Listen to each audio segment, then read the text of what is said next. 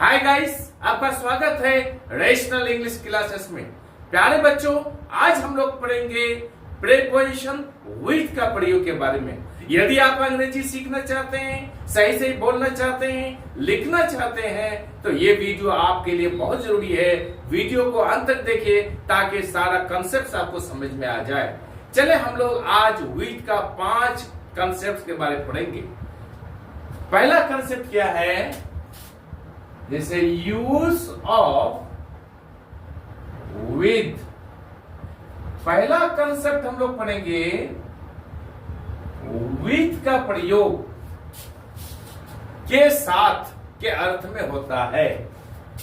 के साथ अंग्रेजी में हम लोग बोलेंगे in company of. In company of के साथ के अर्थ में होता है।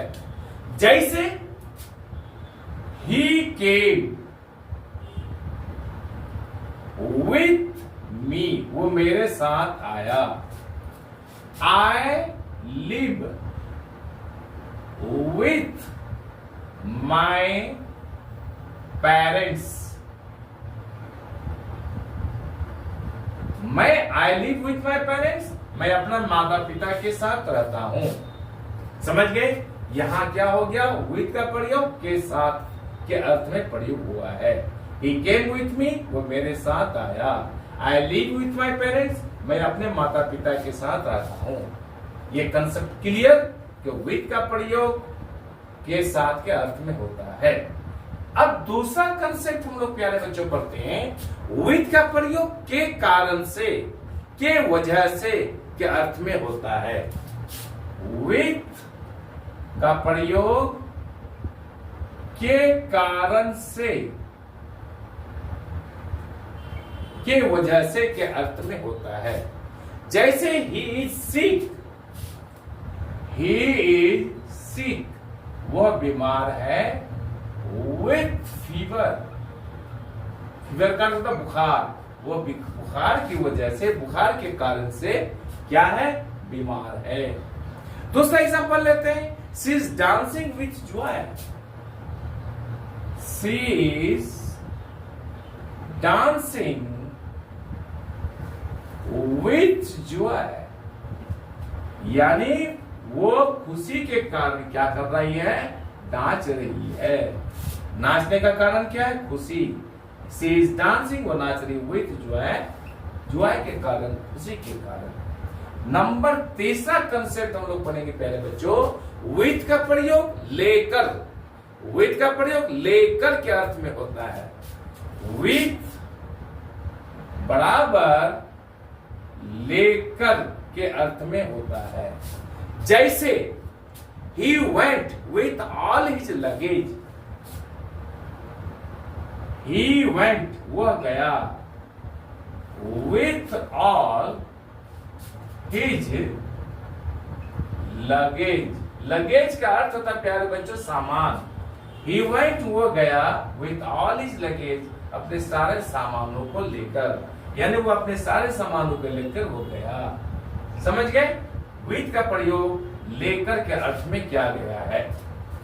अब हम लोग चौथा कंसेप्ट पढ़ते हैं प्यारे बच्चों। हम लोग विथ का प्रयोग के बावजूद, इन स्पाइट ऑफ के अर्थ में होता है। अब कैसे होता है? एग्जाम्पल के द्वारा हम लोग समझते हैं। विथ बराबर क्या होता है? के बावजूद, यानी इसका दूसरा अंग्रेजी पढ़ेंगे इन स्पाइट ऑफ। याद रखिएगा, INSPIT एक साथ रखिएगा, ऑफ को अलग कर दीजिएगा। इन स्पाइट ऑफ, इन को अलग, स्पाइट को अलग नहीं कीजिएगा। इन स्पाइट ऑफ के बावजूद के अर्थ में विथ का प्रयोग होता है। अब एग्जाम्पल के द्वारा समझते हैं हम लोग। With all his wealth, with all his wealth, he is not happy। देखिए, with all his wealth, अपने सारे धन के बावजूद, he is not happy, वो खुश नहीं है। बहुत सा धन है लेकिन वो खुश नहीं है। यानी धन विथ ऑल हिज वेल्थ, अपने सारे वेल्थ के बावजूद, धन के बावजूद, ही इज नॉट हैप्पी, वो खुश नहीं है। दूसरा एग्जांपल लेते हैं, with all his labour, with all his labour he could not pass the examination.